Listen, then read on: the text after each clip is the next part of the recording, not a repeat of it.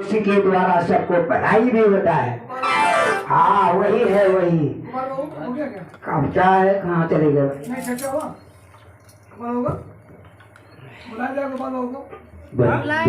गुरुपति कंज कृपा सिंधु नर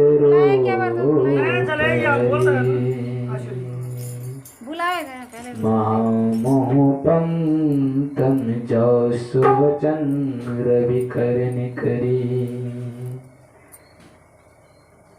मंगल मूर्ति सतगुरु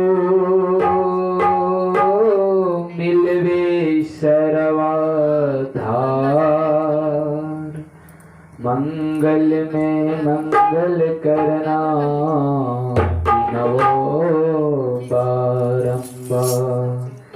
प्रातः काल स्मरणीय विश्वमान संत सदगुरु के युगल पावन चरण कमलों में कोटि कोटि प्रणाम। देवादिदेव आदिदेव नीलकंठ महादेव के चरण कमलों में कोटि कोटि प्रणाम। एक बार बोली शंकर भगवान की जय, संत सदगुरु महाराज की जय, रुद्र काल अवतारित की जय, शंभवे गुरुवे नमः। बहुत धन्यवाद है इस महान गंगा पर, इस महान ग्राम फुलवारी के पावन धरती श्री अमर प्रसाद शाह के यहाँ जगत गुरु महेश्वर की शिव कथा का आयोजन रखा गया। कहते हैं गुरु कृपा जब लग जाए उन समय हम लोग का कोई रोकने वाला नहीं होती। प्रभु आपकी मर्जी है, आंधी है, बारिश है, तूफान है, बाढ़ है, आप जब कर देते हैं उस समय हम लोग को क्या कर सकें, कर सकते कुछ नहीं। तो प्रभु ही एक ऐसे मालिक हैं जो हम लोग को कोई रोक नहीं सकता है। तो आज हमारे गुरु भाई कई दिनों से कहते कि 1 घंटा के लिए भी चर्चा, कथा, भजन, कीर्तन दो ही बात सहित रखना है।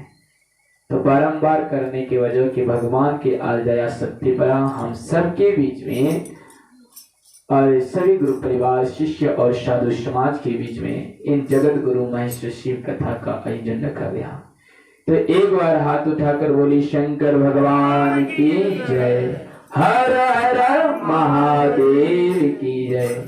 तो भगवान के इस दरबार पर बैठे हैं कि खाली बैठने की जरूरत नहीं, कहते हैं कि कुछ करके बैठे हैं। दुकान पर मालिक की जाओगे एक नौकर बन करके, बिना सामान उधर उधर करे हुए 1 रुपया भी नहीं मिल सकता है।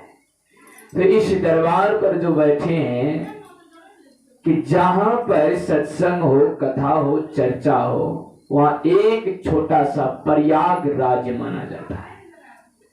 क्या जाता है? प्रयाग राज्य बराबर। क्योंकि एक प्रयागराज 12 साल के बाद रखा जाता है।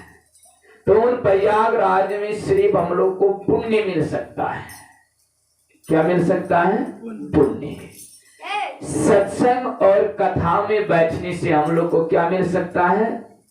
सत्संग और कथा में बैठने से 4 चीज की अपने आप मिल सकता है। कितनी चीज? 4 चीज। तो बोले शंकर भगवान की जय। 4 चीज हम लोग को मिल सकता है प्रभु के आशीर्वाद से। ठीक है, अर्थ, धर्म, कर्म, मोक्ष है ना, 4 चीज मिल सकता है।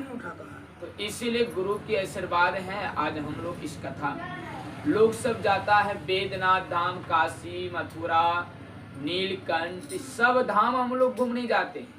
लेकिन इन धाम में भी जाते हैं तो हम लोग को ज्ञान नहीं हो सकता है।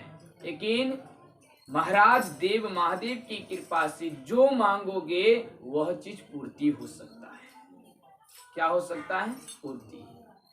लेकिन पुण्यता हो सकता है। ये बात नहीं कि पुण्य नहीं होगा। जो इच्छा मांगो, घर से ही मांगो, एक खंबा को ही मान करके पूजोगे तो उस खंबा से भी ईश्वर प्रकट हो सकता है। तो इसलिए बोले शंकर भगवान की जय। तो आज हम विशेष करके कथा के माध्यम से समझेंगे रुद्राक्ष के बारे में कि शिव की पूजन रुद्राक्ष और पंचाक्षरी मंत्र है। कि पाठ कैसे जोरो इन्वर्टर से जोरो यहाँ बैठो ना तुम लोग। पंचाक्षरी, सबसे पहले रुद्राक्ष, रुद्र जोर आक्ष। रुद्र माने क्रोध होता है, अक्ष माने आंसू होती है। भगवान शिव के आंसू से प्रकट हुए को रुद्राक्ष कहते हैं। अब रुद्राक्ष पहनने के नियम और विधि भी हम लोग को जानना चाहिए कि नहीं चाहिए? कि नहीं चाहिए? एक मुट्ठी से लेकर 14 मुट्ठी तक रुद्राक्ष होती है। कितना होता है? 14 मुट्ठी तक। तो सबसे पहले नियम के अनुसार को ही पहनना चाहिए। कहता है शिव पुराण के माध्यम से बताया जाता है कि जो रुद्राक्ष कीड़े खावा है, छेद क्रिया है, फट गया है, अधिकतर कांटेदार है, उन रुद्राक्ष को नहीं पहनना चाहिए। क्या होना? इस रुद्राक्ष को नहीं पहनना। जो रुद्राक्ष सबसे छोटा है उन रुद्राक्ष को उत्तम माना जाता है। फिर भगवान शिव महापुराण में लिखा हुआ है कि जो रुद्राक्ष जो व्यक्ति के जरिया से लाया जाता है उसे मध्यम, जो अपने आश्विन गाछ से तोड़कर लाता है उसे उत्तम माना जाता है। तो हम सब सारे गुरु बहना गुरु परिवार तो सबको रुद्राक्ष तोड़ नहीं पाते गाछ से, किसी की दूसरी के जरिया से आता है वही हम लोग मान करके ग्रहण करते हैं। लेकिन फिर भी हम लोग सचेत रहे कि रुद्राक्ष की छेद किया हुए दाना को नहीं पहनना चाहिए। रुद्राक्ष की असली नकली का पहचान भी होती है। जो रुद्राक्ष जल में देने के बाद डूब जाए ये रुद्राक्ष हम लोग का असली माना जाता है। तांबे के पैसा में देने के बाद रुद्राक्ष घूमने जाता है, वह भी रुद्राक्ष असली माना जाता है। तो बोले शंकर भगवान की जय, बोले उमापति महादेव की जय। अब सबसे पहले गाथा में बताया जाता है कि रुद्राक्ष को पहनने से सबसे पहले हम लोग को नियम को धारण करना चाहिए। क्या? कि जब मन तब रुद्राक्ष लोग पहन लेते हैं। शिव महापुराण में लिखा हुआ है कि रुद्राक्ष उन व्यक्ति को धारण करना चाहिए, रुद्राक्ष उन व्यक्ति को धारण करना चाहिए जो व्यक्ति मत्स्य मांस मछली का सेवन नहीं करता है। क्या नहीं करता है? मत्स्य मांस मछली। लेकिन हम लोग ढेर सारे गुरु परिवार बन जा गए हैं, ढेर सारे सब चीज करते हैं, फिर भी कहते हैं कि हम लोग को दया मांगना, दूसरे में चर्चा नमन करना। अरे लेकिन हम लोग क्या कर रहे हैं? रात्रि में चर्चा, दिन में चर्चा, सुबह में चर्चा, अब जहां बकरी मिले उसमें भी खर्चा कर देते। क्या दया हुआ शिव जी का? बताइए। पहला सूत्र में तो हम लोग कह देते हैं कि दया मांगना, लेकिन दया का अर्थ क्या है? याद, भगवान शिव का याद रखिए। अरे दया सब पर नहीं है, दया सब पर नहीं है, सब जीव पर दया नहीं है, तो आप कैसे शिव जी के शिष्य कहलाए? मांस मछली खाते हैं और फिर कहता बाबा दया मांग रहा हूँ धरती में गोद में बैठ करके कि मेरे बेटा सुकुल हो, और बकरी की बेटा को खा जाऊं, मछली की बेटी को खा जाऊं, ऐसे आपकी दया याचना होगा। सजनों, शिव महापुराण में सटीक बातों को लिखा गया है कि पुराण की विधि अनुसार से जो चलते हैं, यहाँ तक कहा दिया कि लहसुन प्याज सोजना गाजर तक भी वर्जित किया गया। तो हम लोग एक किसान के, एक गृहस्थी आश्रम के हैं, कम से कम मांस मछली तो छोड़ दीजिए, दया का भावना। तामसी भजन करने वाला व्यक्तियों को भक्ति नहीं होती है। भगवान शिव महापुराण में कहते हैं कि जो शुद्धिकरण से चर्चा कहे, कथा करें, उन्हीं को कथा कहते हैं। तो भगवान शिव महापुराण की जय। क्या शिव महापुराण में हम लोग पढ़ते हैं जो नियम विधि के अनुसार हैं, फिर रात्रि में चर्चा करना, दिन में मांस मछली खाना, ये बहुत गलत बात है। हमें मंच पर बैठ कर के समझाते हैं, हमें मंच पर बैठकर कहते हैं कि शिव हमारे गुरु हैं, पहला दया करना। सजनों, भगवान शिव को देखे हैं? कोई नहीं देखे। गब्बर कीजिए थोड़ा सा। भगवान शिव को क्या कहते हैं? भगवान शिव को कौन देखा है? जरा हाथ उठाकर बोलिए। देखे हैं? नहीं। तो भगवान ब्रह्म है, जो इसका देखा नहीं जाता, जो ज्योति के रूप में प्रकट होता है वही ईश्वर कहलाते हैं। आपके अंदर में भी 3 आंख हैं और हम ढूंढ चले शिव जी के अंदर भी। क्या शिव तुम नहीं है? क्या तुम्हारे अंदर जीव नहीं? जहां जीव तहां शिव का निवास।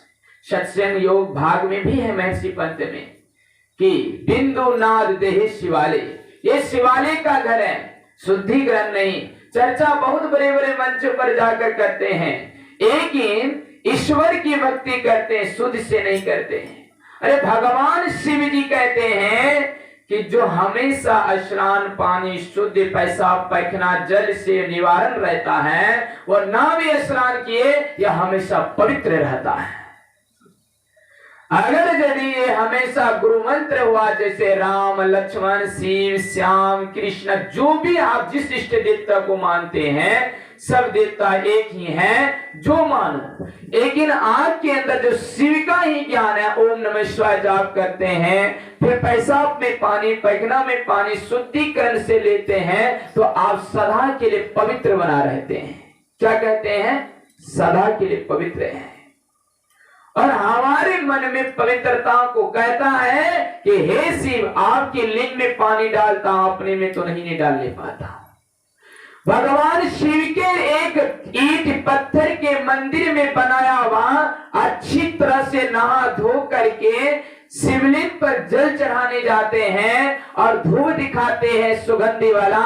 और भगवान शिव जो हमारे मंदिर को बनाकर इतना अच्छा रखा गया है, तो उसमें से हम लोग बीड़ी सिगरेट जलाते हैं, धुम्मन के जगह में गजा जलाते हैं, और कहता है कि हम सच्चा शिव जी का शिष्य हूं। गजा पीता हूं तो सच्चा शिव जी का शिष्य हूं। अरे कौन पुराण में ग्रंथ में लिखा है कि गजा शिव जी पीता है, तो मैं उसके फिर पीछे डरूंगा कि हम भी पीना चालू करें। लिखा हुआ है, जरा हाथ उठाकर बोलिए। भगवान शिव गजा चिलम कब धारण किया? जब विष को पिया, समुद्र मंथन करते करते करते जब पी लिया, तो उसमें से नील कंठ में धारण किया, नाभि में तो नहीं धारण किया। क्या पेट में उदर में धारण किया? नहीं। ये हम लोग की जान बचाने के लिए ने भगवान शिव कंठ में शिव को विष पिया। अब एक बार भी कहते हैं कि भोलेनाथ संसार में अमृत भी है। अमृत है कि नहीं है? आज तक अमृत कौन देखा है? हाथ उठाकर बोलिए तो। अमृत देखे हैं, लेकिन विष को देखते हैं, पिरामिड देखते हैं, सोरामरा कुल्ली देखते हैं, ये विष हुआ कि नहीं हुआ? इसको लार्वो भी करते, देखो भी करते, देखते कि अमृत को दिखाई देता है? नहीं। भगवान शिव कहता है अमृत पान वही है जहाँ साधु संतों के बीच में बैठ करके कथा को सुनता है, ध्यान करता है, जीवन में उतारता, शुद्ध शुद्ध बातें बोलते, शुद्ध विचार की भावना रखता है, उन्हीं को सदा अमृत कहलाता है। बोले शंकर भगवान की जय। लेकिन हम लोग इस अमृत को ढूंढने चले। भगवान शिव महापुराण में सीधा लिख दिया है कि कथा करने के समय, बताता पुराण में सबसे पहले विधि संहिता पाठ में लिख दिया है कि हे स्वर्थागण वक्तागण, पहले अपने शरीर को सीधे तान ले, पहले मन और तन को पवित्र कर ले, फिर अपने शरीर को सीधे आसन सुख आसन लगा ले, दाहिना हाथ ऊपर दाहिना पैर ऊपर, और सीधा बैठ करके अपना इष्ट देव स्मरण पर लगा ले। तब इस तरह का आपका भक्ति होगा।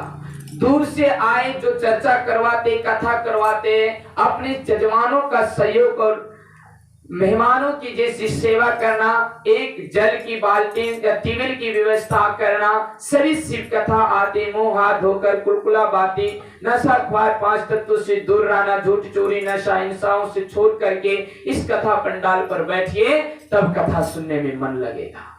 अगर आपके अंदर चोरी करके आए हैं फुलवरिया चौक से एक मोबाइल और बैठ गए, कथा बच गया, दुकानदार भी सामने में बैठ गया, आप तो दुकानदार भी तकलीफ नहीं देता है, ना भोलेनाथ भी तकलीफ, लेकिन मन आपका तकलीफ दे रहा है कि सामान तो उनका मैं ही चुराया, अब कब भागूं तो हम पकड़ा ना जाऊं, अब भाग गया था कथा छोड़ करके। तो इसीलिए अब तुम्हारा मन गवा दे रहा है। अब तुम नशा जो कर रहे हैं, गजा चिलम पीरा, समय आ गया, 3 घंटा की कथा है, चुटकी भर खनिया, 3.5 हाथ के आदमी को कब्जा करना। अब बैठे कथा वक्ता कर रही है कथा, अब तुम्हारा मन छटपट कर रहा कि कब गजा चिलम पे हूं कि यहाँ से हट करके जाऊं, तो तुम्हारा मन चले गया, भगवान क्या आपको करेगा सही। इसीलिए कि 1.5 इंची की भी 3.5 आदमी को कब्जा करता है कि 3.5 आदमी हाथ का आदमी 1.5 इंची को कब्जा नहीं कर पाता है। मेरी कथा उठो जल्दी बैठो, काल का कहता मैं पियो सोट लगाओ फिर बैठो। जिस स्थान में चर्चा होती गजा चिलम भांग दारू शराब पिया जाता है और घर वाला को करने वाला का भी पाप लग जाता है। अगर यदि कथा ही चर्चा करवाते ऐसी श्रद्धा को बुलाकर करवाएं कि इसका पैर पड़ते पड़ते तुम्हारा धरती अमर हो जाता है। लेकिन हम लोग क्या करते हैं, चर्चा तो करते बराबर कहानी सुना देते हैं, अब फिर चर्चा होने के बाद फूल बरखा का गाजा पी लेते हैं। अब माता बहन परेशान है, मेरी पति गाजा पीता है, तो क्या समझा, क्या सुधरा, क्या किया, कुछ नहीं। इसीलिए सजनों इस रुद्राक्ष का भी यही महत्व है कि जो आदमी शुद्धिकरण से मेरे विचार और भावनाओं को मन में धारण कर लेता है वही भोला कहलाते, वही सच्चा शिव जी कहलाते हैं। भोला करते भला करना, क्या है भला? आपके अंदर भला नहीं तो दया कहां से होगा? आपके अंदर किसी की सेवा करने के लिए ये पत्थर वाला हृदय में कोई माया नहीं है, दया नहीं है, तो तुम दूसरे के लिए दया मांग कहां से सकोगे? तब तुझे भोला तो कहलाएगा, तब तो सच्चे कहलाएगा। आप अगर काम क्रोध लोग दूसरे की बातों में गुस्साशील हो जाते हैं और उसी ही बातों में उलझ जाते हैं तो तुझे नीलकंठ कहा कहलाएगा, तुझे तो विषधर ही कहलाएगा। जो कंठा पर विष को धारण करके पी लेता है उसी को नीलकंठ कहने के तात्पर्य जो व्यक्ति जन, जो सज्जन जन अगर यदि मन और विविधताओं को धारण कर लेता है, भक्ति और पूजा पाठों को धारण करके दूसरे की बात काम क्रोध लोगों को कंट्रोल करके पीकर कथा में बैठता, उसी को नीलकंठ कहलाते हैं। तो दूसरा बाहर में नीलकंठ है, हम लोग के अंदर में है, हम लोग के अंदर में ही शिव है, हम लोग के अंदर में जीव है। सजनों वही कथा का माध्यम है कि भगवान शिव पंचाचारी का ही मंत्र जपते हैं, नमः शिवाय का ही जाप करते हैं, तो धन्य है कि एक जब भी स्नान करते इस रुद्राक्ष की माला को सिर पर धारण करके स्नान करने के बाद गंगा स्नान कहलाता है, या तुलसी की माला को सिर में धारण करके स्नान करते वह भी गंगा स्नान कहलाते हैं। कितना बात है। इसीलिए जो 12 कंगन की माला बांधते हैं वह शिवलोक की प्राप्ति हो जाते हैं और उनको दर्शन करने के बाद शुभ यात्रा की प्राप्ति हो जाते हैं। जो बाबा अभी रामदेव बताया कि त्रिपुंड पहनने वाला, जटा रखने वाला, तिलक धारण करने वाला को देखकर जो कहता है कि क्या बेकार पहनता है, उनको जब तक सूरज चांद धरती में रहता तब तक उनको घोर पाप लगते रहता है। इसीलिए त्रिपुंड पहनने कहता शिव महापुराण में कि अगर त्रिपुंड पहनोगे तो आप शिव की नाम भूल चुके। आप गुरु बहना को तिलक लगाया हुआ तो उसको भी याद आ गया कि मैं भी हिंदू धर्म का हूँ, मैं भी कुछ सनातन धर्म पर हूँ, अपना गुरु का याद आ जाता है। इसीलिए एक पल के लिए भी याद आता है। अगर कंगन पहनते हैं तो इसको भी शिवपुरी का याद आ जाता है हर हर महादेव बोलने के लिए। तो इसीलिए वो डायरेक्ट आपके माध्यम से शिव को नमन हो रहा है। तो इसलिए शिव भोलेनाथ कहता है कि हे सजनों आप भी शुद्धि रहोगे तो ये नमन का पुण्य आपको भी फल मिल जाएगा। बोले शंकर भगवान की जय। इसीलिए हम लोग को तिलक हिंदू धर्म में करना चाहिए। इसीलिए सजनों भगवान शिव से यही दया याचना कीजिए कि हम मत्स्य मांस मछली खा रहे हैं, कम से कम छोड़ने की प्रयास कीजिए। फिर भगवान शिव से यही दया याचना कीजिए कि कम से कम भगवान शिव की स्तुति, विनती, ध्यान, भजन डेली शुद्धिकरण विचार से कीजिए। और जहां पर वे देखिए आपके अंदर के शिष्टाचार, आचार, विचार, व्यवहार ठीक नहीं है तो बढ़िया से बढ़िया, सुंदर से सुंदर भजन गाइए, आपका भजन का प्रभाव नहीं पड़ेगा। अगर यदि देखिए महात्मा और साधु जो आता है इनके आचार विचार एक ही शब्द बोलता है लेकिन शब्द में वजनदार होता है। क्यों होता है? क्योंकि इसके अंदर आचार विचार व्यवहार का पालन होता है। इसीलिए एक ही शब्द बोलता है तो लगता है कि वजन पड़ चुका, कोई पत्थर का चट्टान पड़ चुका है। इसीलिए संसार में इसी तरह से हम लोग को भजन गाना चाहिए। भजन तो संसार में कोई भी गा सकते हैं, लेकिन आचार विचार व्यवहार को न मानता वही ईश्वर कहलाता है। बोले शंकर भगवान की जय। अब देखिए पंचाक्षरी मंत्र ओम नमः शिवाय, ओम नमः शिवाय या नमः शिवाय। ओम से सृष्टि होती है, नमः से प्रणाम, शिवा से कल्याण। शिव के नाम 24,000 श्लोकों में से श्रेष्ठ है। भगवान से पंचाक्षरी की मंत्र श्री राम भगवान ने मांग रहा था अगस्त मुनि से। जब अगस्त मुनि ने गया था जंगल तो भेंट हुआ कि रावण सीता को हर लिया, सीते की खोज में चलने लगा। तो अगस्त मुनि ने कहा कि हे प्रभु श्री राम, आप इस रावण से प्राप्ति जीत करना चाहते हैं तो आपको शिव का पूजा करना होगा। देखिए राम है लेकिन फिर भी गुरु बनाता है। कहा कि हम कैसे भी पूजा करें कि आपको नियम, एक बड़ी दीक्षा नहीं देता इसको।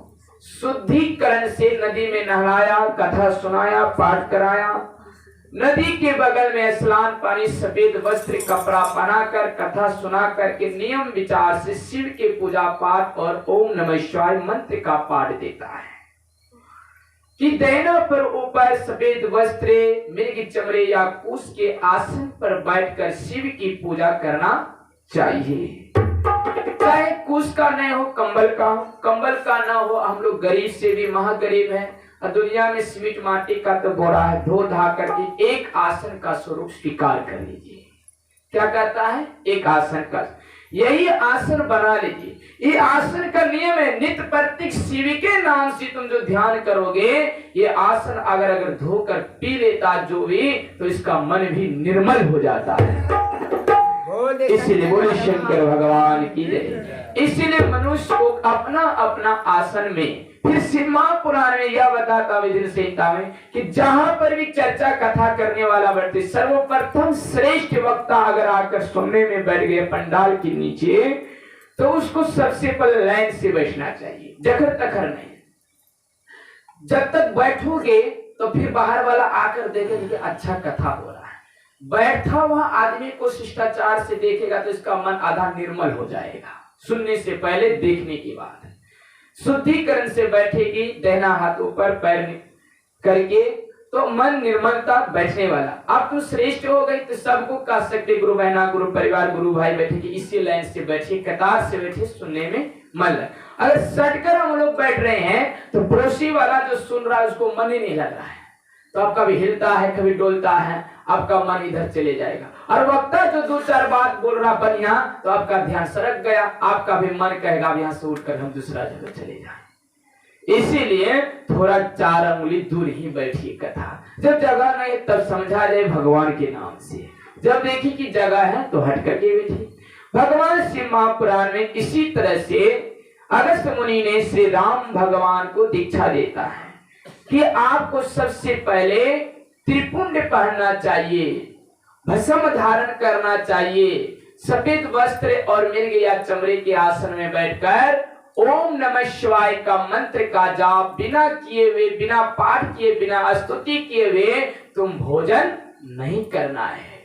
ऐसा भी लिख दिया कि शिव महापुराण में कि जो सच्चा शिव जी के शिष्य हैं, अधिकतर काम होने के कारण पर भी अगर 1 लोटा जल बिना पानी चढ़ाए हुए शिवलिंग पर नमः शिवाय का मंत्र जाप किए भोजन कर लेता है, बहुत घोर पाप लगता है। बोले शंकर भगवान की जय। अब हम लोग कहीं जा रहे हैं, गाड़ी में सर्विस कर रहे हैं, भगवान यह भी कह देता कि 1 लोटा जल नहीं है संप्रीत, तो क्या हुआ? आपके शरीर, तन, पैर, मुंह, जीवा, कंठ तो अच्छा है। अब भगवान को मन ही मन नमः शिवाय जाप करके स्तुति कर करके तब भोजन को अर्पण कीजिए, तब भगवान आपके साथ सदा रहेगा। इसलिए कहता, उसी को कहता भगवान आत्मा ज्ञान। आत्मा से भगवान को संप्रीत कर देना, इससे बड़ा कोई ज्ञान संसार में नहीं है। बोले हर हर महादेव की जय। इसीलिए सज्जनों, हम लोग शिव जी के शिष्य हैं, शिव कथा के माध्यम से पूजा कीजिए। बेल पत्रान डेली बैठिए, अपना आसन लगाए, डेली शिव चालीसा का पाठ कीजिए, नागेंद्र त्रिलोचना, द्वादश ज्योतिर्लिंग की पाठ करके 1 2 4 शब्द कीजिए। कितना टाइम है जितने कर लीजिए, 1 घंटा भगवान के नाम से समय दे लीजिए। अब अत्यधिक समय नहीं है, कम से कम नमः शिवाय जाप ध्यान कर लीजिए। भगवान कहता 3 काल में ध्यान करने का था, प्रातः काल, मध्यम काल, संध्या काल। कम से कम 3 टाइम भोजन करते, 3 टाइम खाना खाने से पहले प्रभु का नाम नहीं लिया तो फिर खाना आपका क्या खाया गया। इसलिए प्रभु का नाम से पहले करें। 108 ही माला सोने के समय, बैठने के समय, जागते के समय नमः शिवाय जाप कर लीजिए 108 बार दाना। और समर्थ है कि हम सोने के समय 1000 बार जाप करके सोएंगे तो आरो उत्तम की बात है।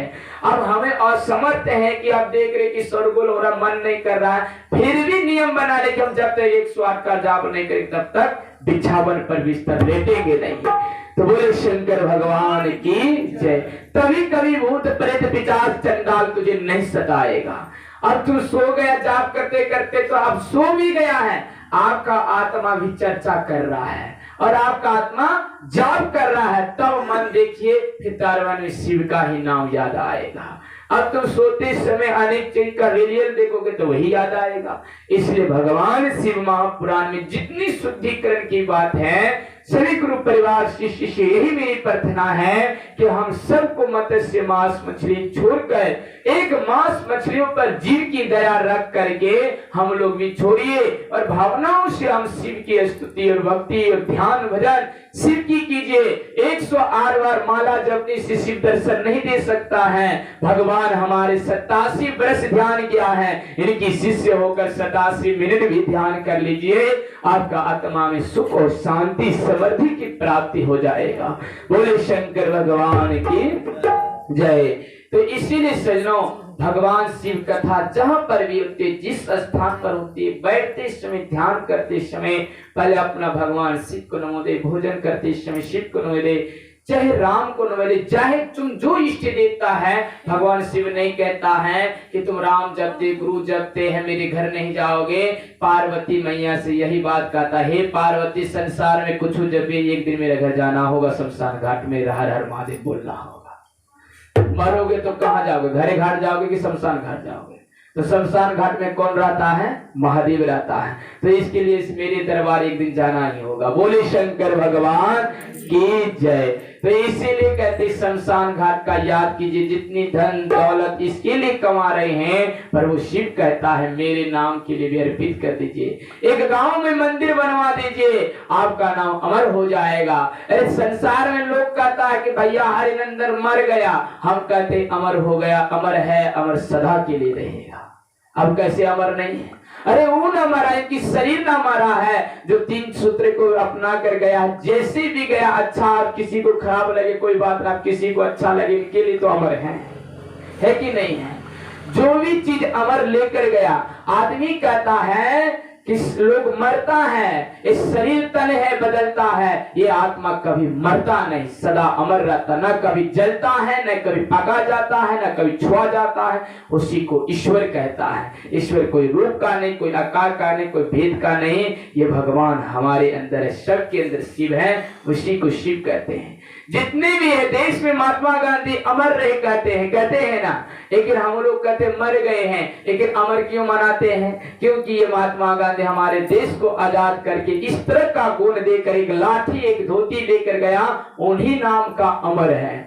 जो आपके अंदर एक शिक्षक बन करके एक विद्यार्थी को गुण दिए, बढ़िया शिष्टाचार दिए, अब शिक्षक होकर मर गया, लेकिन शिक्षक विद्यार्थी के पास ये शिक्षक अमर रहता है। क्योंकि एक लाठी एक कौर की सिखाने, एक शब्द सिखाते हुए इंजीनियर कलेक्टर बन गया, उसी से ये शिक्षक भी अमर कहलाते हैं। इसीलिए कबीर कहता रे मनुष्य तेरा गुण बड़ा सबसे है। आपके अंदर गुण रखिए, को ढोल बजाने, ताल किशोर भजन गाने के लिए, बैठने के लिए, पढ़ाने के लिए। अगर आपके अंदर गुण नहीं है तो धन दौलत भी होता गरीब है आपके अंदर। अगर आपके अंदर शिष्टाचार विचार का गुण भावना है, ना भी लकीर के घर में ठंडा है, ना भी झोपड़ी है खरपतवार का है, वो भी बड़ा और सिर झुकाने की लायक हो जाता है। कहते साधु रे तेरी झोपड़ी भला कत साधु की झोपड़ी वाले साकट के गांव न भला, चंदन की कुटकी वाले बबुल का पेड़ न भला। अगर यदि साधु का झोपड़ी ही ठीक है तो उनको सबको अब रास्ता में जाएगा तो सिर नवाता है। अब देखिए महल राजा का है लेकिन वहां पर दारू शराब हो रहा तो सबको थूक मारता, गाली, बेकार राजा है। इसलिए क्योंकि इसके अंदर कोई गुण नहीं, किसी राम का भक्ति नहीं है इनके अंदर, इसलिए उस महल में भी इसका सिर नहीं झुकता है। इसलिए साधु का कोई घर द्वार नहीं, झोपड़ी भला लेकिन फिर भी सिर झुककर चलता है। तो इसलिए ईश्वर का ना कोई घर है ना कोई द्वार है, एक अच्छा एक गुण ही बड़ा है। बोले शंकर भगवान की जय। तो हम लोग पूजा पाठ के अध्ययों से सीखे भगवान शिव महापुराण की इस कथा अत्यंत से बहुत अच्छी। आज सभी शिष्य परिवार हैं, अधूरा कथा तो छोड़कर जाना नहीं चाहिए। अब क्या क्या हुआ, गुरु भाई के मन में विचार चल पड़ा तो वो भी ठीक ठाक है, धन्यवाद है, भगवान का आशीर्वाद है।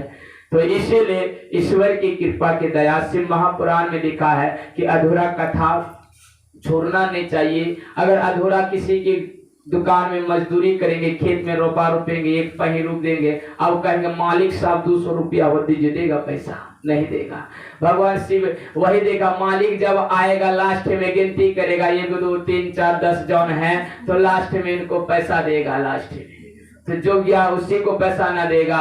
इसीलिए शिव महापुराण में बैठने वाला व्यक्ति को आरती के भी समय अगर मिलकर आ जाता है, आरती लगते इसी समय अगर घंटी की आवाज सुन लेता है तो भी जो ना बैठने वाला जो छोड़कर चलेगा उसको ये पुण्य नहीं मिलेगा। जो आरती के समय अगर घंटा का आवाज सुन लेता है उसको दूना पुण्य मिल जाता है। बोले शंकर भगवान की जय। इसीलिए हम लोग कथा में जब भी बैठे मन जांच कर बैठिए। अब कहोगे मन इधर उधर है, इधर नहीं, भावना सबकी ठीक, विचार विचार अच्छे लगे, अच्छा से बैठिए तब कथा में मन लगेगा। अगर मन हम लोग का वही साखट खाने वाला है तो मन हम लोग का भाग जाएगा। अच्छी नदी के पास को टिकता नहीं है और अच्छा नदी दूर ही जाता है। दूध जब गहरा रहता तो ठीके रहता, हंस ही एक दूध पानी को अलग किया जाता है। इसीलिए महात्मा और साधु को परमहंस जी महाराज माना जाता है, हंस का अवतार, क्योंकि ये दूध और पानी को अलग। महात्मा ही ऐसी, साधु ही ऐसी होती हैं कि आपके अंदर जो गलत है गलत को बाहर करेगा, सच्चा तो निचार करे। अंगुलीमाल जैसी डाकू देखी कितने हत्यारा था, गौतम बुद्ध ने उनको समझा बुझा करके एक साधु का रूप बना दिया, वाल्मीकि जी का बना दिया। क्योंकि गौतम बुद्ध नहीं होता तो आज वाल्मीकि जी भी नहीं होता। इसीलिए सजनों, महात्मा के पास ही ऐसा गुण है कि दूध और पानी को अलग सकता है, तब ही एक ही महात्मा को, उसी को कहता परमहंस जी महाराज कहता है।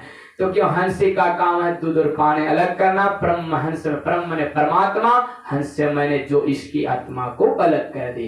तो बोले शंकर भगवान की जय। मैं अपनी कथा वाणी को यहीं से विराम देती हूँ। जो भी हमसे त्रुटि भूल हुई मैं क्षमा मांगता हूँ, क्षमा प्रार्थी हूँ। मैं शिव गुरु के चरणों में वही कथा को यहीं से विराम देता हूँ। अब हम लोग माताओं के भजन से अध्यताओं को पूर्ण करते हुए यहीं से भजन को विराम करते हुए आगे बढ़ेंगे। एक बार बोले शंकर भगवान की जय। बोलो उमापति महादेव, नीलकंठ भगवान की जय, रुद्र अवतार की जय। देखिए भगवान शिव की कथा है, हर हर महादेव कम कम बोलेगा सुनेगा कम कम। भगवान शिव की एक शिष्य थी छोटकोट में बताता है कि वो ब्रह्म पंडित जात का था तो जात पंडित का, लेकिन दुराचारी कर्म था, वेश्या कर्म, उधर उधर जाना, वहां वहां चले जाना। लेकिन एक दिन तेज बुखार, बारिश भी है, बुखार भी था, पानी से भीग रहा था। तो एक अच्छा पंडित शिव मंदिर में बैठकर कथा सुना रहा था। तो वो सोचा मंदिर घुसक जाए। अब उस रास्ते से जा रहे, चाहे जलावन का घर ही मिले सही तो घुसकना होगा कि नहीं, बारिश है, आंधी भी है तो घुसकना है। तो उस अचानक रास्ते में क्या मिल गया, शिव मंदिर। और कथा में जैसे बीच बीच में हर हर महादेव, और इसका तेज बुखार, तो बीच बीच में हर हर महादेव बोल रहा है। वो क्या कर रहा है कि कामना धाम पाता खाली हर हर महादेव बोल रहा है। गुस्सा से उठ करके पानी में लेकर चले गया।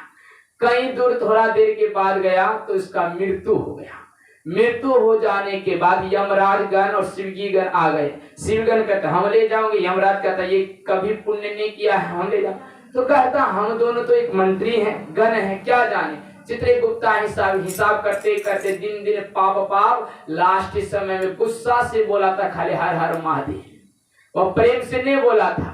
पंडित जी को कहा क्या कि कामना काज पाता खाली हर हर महादेव बोलता है, इसीलिए गुस्सा से ही हर हर महादेव बोला तो उनको शिवगण की प्राप्ति हो गया। बोले शंकर भगवान की जय। तो हम लोग को भी अच्छा नहीं लग रहे तो गुस्सा से ही बोल दीजिए, तो बोले हर हर महादेव की जय। अब बगल वाला को भी किसी को अच्छा नहीं लगता तो वो भी गुस्सा से बोलेगा कि नहीं बोलेगा हर हर महादेव। तो भगवान शिव यही कहता है कि गांव में मंदिर होगा, अगर अच्छा नहीं लगे तो कम से कम गुस्सा से ही तो बोलेगा मेरा नाम हर हर महादेव, तो वो भी मैं पुण्य कर दूंगा। तो बोले शंकर भगवान की जय। अगर बगल में सत्संग को टीवी सदगुरु महाराज बोलेगा ना गुस्सा से हर महादेव, वो भी पुण्य। अब काम काज कर रहे कहीं समय नहीं मिलता, रोपा ही रुकने जा रहा, मंदिर है घंटी के बाद सिर झुकाने के लिए मौका मिलेगा तो वो भी पुण्य कर दूंगा। तो इसीलिए गांव में एक मंदिर ईंट पत्थर का होना चाहिए। ये मंदिर बाहर के लिए है, बाहर का मंदिर के देखोगे तब अंदर वाला मंदिर में ज्ञान अपने आप आ जाएगा। इसीलिए बाहर वाला मंदिर को भी अच्छा से सजाना है और फिर अंदर वाला मंदिर को भी अच्छा से सिद्धुना सजाना है। तो इसीलिए बाहर वाला मंदिर अभी कथा हो रहा है, जब बगल में काली राम दुर्गा जो भी मंदिर है तो सिर झुकाता तो ईश्वर का याद आ जाता है। तो इसलिए हर हिंदू धर्म में हर गांव में एक एक शिवालय की मंदिर होना भी जरूरी। मंदिर से पहले पुजारी का होना जरूरी है। अगर पुजारी ही नहीं ठीक है तो मंदिर फिर जलावन का घर पड़ा हुआ है। लेकिन दर्शन करने का होगा, लेकिन उसमें से कुछ ज्ञान भी देने होगा, तब ना फिर मंदिर में उजाला मन के बात को भी होगा। तो बोले शंकर भगवान की जय। हर हर महादेव जय। ओम शांति शांति। बहुत अच्छे हमारे गुरु भाई द्वारा एक याद आ गया हमको भी। अब साहब हरेंद्रानंद जी कहे हैं श्मशान की खामोशी कहती है, कहता है फूल खिलता है चमन बदलता है, फूल खिलता है तो चमन बदल जाता है, तो चमन बदलता है। श्मशान की खामोशी कहती है लाश वही है फिर कफन बदलता है। सबका तो कफन बदलता है, लाश तो वही है, सबका शरीर वही है ना, तो वही चीज है, वो मरता नहीं है, वो अजर अमर अविनाशी है। तो हम लोग किस तरह करें? तो कहता है एक भजन में कहा है ये भी चीज कह दिया है कि अपनार मोने सब हराएंगे मन, वही अपनार मोने सब हराएंगे। ये मन बड़ा चंचल होता है, आपका मन दौड़ते रहेगा लेकिन दौड़ना नहीं है, जो दौड़ा वो गया, समझे? ये बड़ी चीज है। साहब जी वहां जो 5 घंटा हम लोग को बंद करके रखा रानी पत्रा में, तो शिष्य वही कहलाएगा जो उसका बात को एक एक बात को ग्रहण कर लिया। और बहुत शिष्य क्या हो गया उसका, साहब जी का उल्टा ग्रहण कर लिया है, एकदम उल्टा किया है। हम देखते हैं बहुत को अभी क्रोध शांति नहीं हुआ।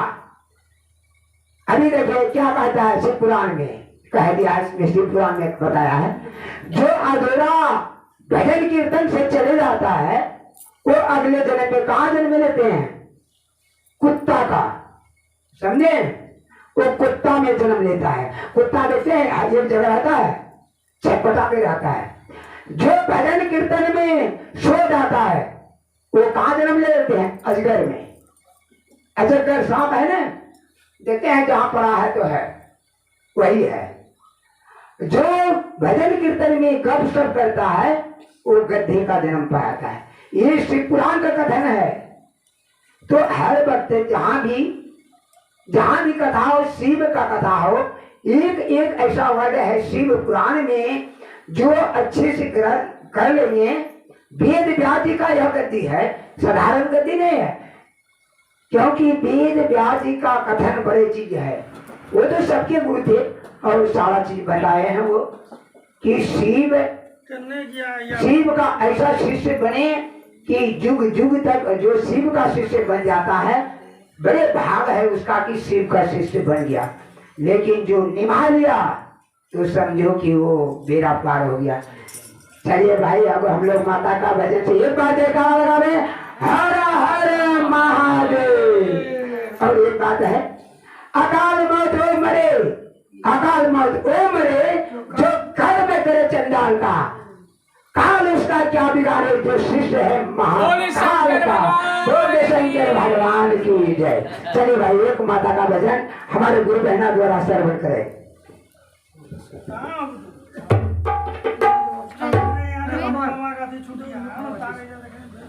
ऐसे ऑफ कर दो। Thank you.